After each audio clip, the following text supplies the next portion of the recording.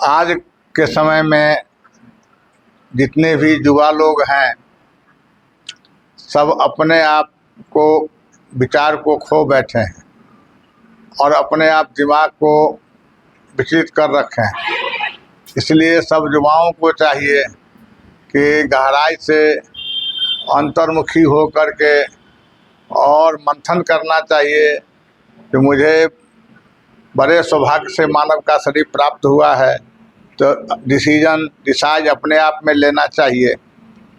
अपने आप में डिसाइड लेना चाहिए मुझे कौन सा आहार लेना है और कैसे मुझे रास्ते पकड़ करके चलना है और मुझे करना क्या है, मुझे भविष्य बनाना है। तो वह युवक जो हैं उन सब के ऊपर निर्भर करता है। इसीलिए युवक लोग इस समय मनबौधू बनते जा रहे हैं। उनका मन चला जो है विचार वो मन चला की तरफ जा रहा है। इसलिए हर युवकों को चाहिए कि पैसे बचा करके अच्छे काम में लगाना चाहिए। और आजकल के जो युवक है नशा के तरफ दौड़ रहे हैं, नशा के तरफ भाग रहे हैं। अब जैसे युवक लोग ज़्यादा से ज़्यादा गुटखा पसंद करते हैं, ज़्यादा से ज़्यादा गांजा भांग पसंद करते हैं, ज़्यादा से ज़्यादा नशीले जहरीले जो पदार्थ है उसके तरफ ज़्यादा झुकाव होता है।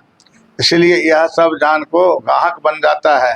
ये सब दुखदाई है। जितने भी नशा है सब शारीरिक के कष्ट पहुंचाने वाला है। इसीलिए सब नशा को त्याग करके और मन को नियंत्रण करके और अपने जो लक्ष्य है उसको पूरा करना चाहिए। हमें क्या करना है, जब हमारे अभी युवक अवस्था में हैं और विद्याभ्यास के अवस्था में हैं तो मुझे अभ्यास करना चाहिए। मुझे ज़्यादा से ज़्यादा समय देना चाहिए पढ़ाई लिखाई में, पढ़ लिख करके लक्ष्य बनाना चाहिए। मुझे क्या बनना है, मुझे करना क्या है, यह पहले तय कर लेना चाहिए अपने आप में। जैसे कि कुछ ऐसे विद्यार्थी का आज भी लक्ष्य होता है जो मुझे शिक्षक बनना है, मुझे विद्यालय में बैठ कर के शिक्षा को प्रदान करना है।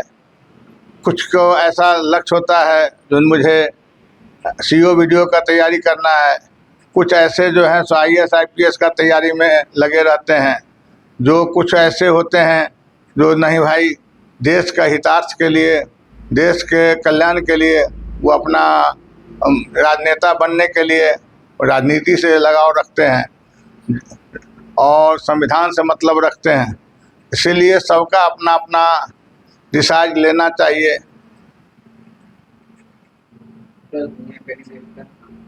हाँ, डिसाइड करना चाहिए हमें करना क्या है। तो अब यहाँ पर प्रश्न उठता है जो खान पान के ऊपर निर्भर कर रहा है। मन बिगड़ गया तो विचार बिगड़ गया, विचार बिगड़ गया तो रहन सहन बिगड़ गया, और रहन सहन बिगड़ गया तो परिवार में कलह कलेश शुरू हो जाता है, परिवार बिगड़ जाता है और आगे का भविष्य उसका अंधकार में अंधकार ही अंधकार दिखाई देने लगता है, अंधकार में चला जाता है। इसीलिए बनाना और बिगाड़ना यह इंसान को अपना काम है, युवकों का अपना काम है। बनाना है तो अपने खुद बनाओ, बिगाड़ने वाला भी कला अपने में है और बनाने वाला भी कला अपने में है। यह भगवान का इसमें लोग दोषारोपण करते हैं। भगवान कहीं यहाँ पर उनका कहीं जो है सो भूमिका नहीं, भगवान का भूमिका कहीं नहीं है। भगवान कहीं डील नहीं करते हैं।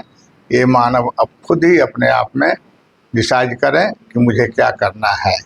इसलिए युवा अब जो ये अभ्यास करते हैं, पढ़ाई लिखाई के अध्ययन में लगे हुए हैं, पढ़ लिख करके यदि अच्छे मानव बन जाते हैं, अच्छे इंसान बनते हैं।